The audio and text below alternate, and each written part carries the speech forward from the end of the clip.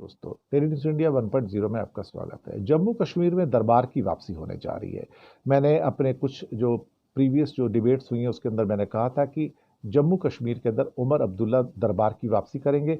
Bharatiya Janata party ने जो दरबार कैंसिल कर दिया था पिछले 4 सालों से, जिसके कारण जम्मू के अंदर विंटर में कैपिटल चली जाती थी और वहाँ पे प्रशासनिक जो सारे काम होते थे वो अब दोबारा से रेस्टोर किया जा रहा है। और फारूक अब्दुल्ला ने पहले वादा किया था एक चुनावी रैली के अंदर कि अगर हम जीते, हमारी सरकार आई, तो हम दरबार मूव को वापस लेके आएंगे।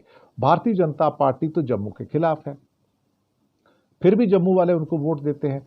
लेकिन इन हालातों में जब जम्मू के अंदर सेक्रेटेरिएट आता है तो बहुत सारे लोगों को रोजगार मिलता है, बहुत सारे लोगों की समस्या के लिए उनको श्रीनगर नहीं जाना पड़ता, जम्मू के अंदर ही मिनिस्ट्री के अंदर जाके काम करवा लेते हैं।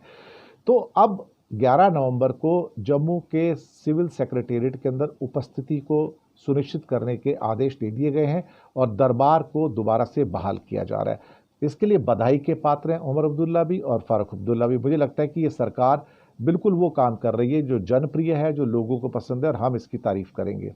दरबार मूव को फिर से बहाल किया जा रहा है और 11 नवंबर से ये स्टार्ट हो जाएगा। ये परंपरा दरअसल पहले से चली आ रही है, 150 साल की परंपरा है भाई ये देखा जाए तो। और ये कि गर्मियों में तो कार्यालय जो होते थे श्रीनगर में होते थे, सर्दियों में वो जम्मू में आ जाते थे। और इस परंपरा की शुरुआत किसने की थी दरबार मूव की? 1872 में महाराजा रणबीर सिंह के शासन में हुई थी, महाराजा रणबीर सिंह, और 2021 तक चलती रही। उसके बाद बीजेपी ने, मनोज सिन्हा साहब ने पहले कोविड का बहाना बनाया, बाद में कहते हैं हम ई ऑफिस काम करेंगे, हमें वहाँ जाने की जरूरत नहीं, हमारे पैसे बचेंगे, और ई ऑफिस प्रणाली को लागू करके इसे औपचारिक रूप से दरबार को समाप्ति की घोषणा कर दी। लेकिन महाराष्ट्र के अंदर भी देखा जाए तो नागपुर दूसरी कैपिटल है और विंटर का सेशन वहाँ पे होता है, इसमें कोई शक वाली बात नहीं है। ऐसे बहुत और भी स्टेट्स हैं।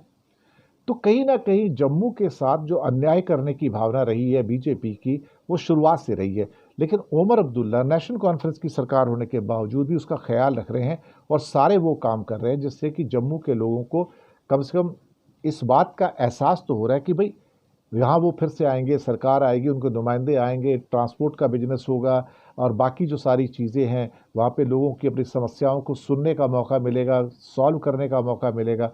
तो ये एक ऐसा लगता है कि एक अच्छा मूव है, बेहतर मूव है, दोबारा स्टार्ट किया। और बीजेपी के चेहरे पर एक बड़ा थप्पड़ मारा है उमर अब्दुल्ला और फारूक अब्दुल्ला ने। और फारूक अब्दुल्ला ने तो उधमपुर की एक रैली में कहा भी था कि इस प्रथा को बंद करने से दोनों क्षेत्रों को नुकसान हुआ है, जम्मू को बड़ा नुकसान हुआ है। और कोई फिर ये भी कहा था कि जो महाराजा रणबीर सिंह जिन्होंने स्टार्ट किया था 1872 में, वो कोई पागल थोड़ी थे, लेकिन भाजपा ने तोड़ दिया। भाजपा जम्मू को चोट पे चोट मारती जा रही है, लेकिन उसके बावजूद भी वहां के लोग हैं फिर भी बीजेपी को वोट देते हैं।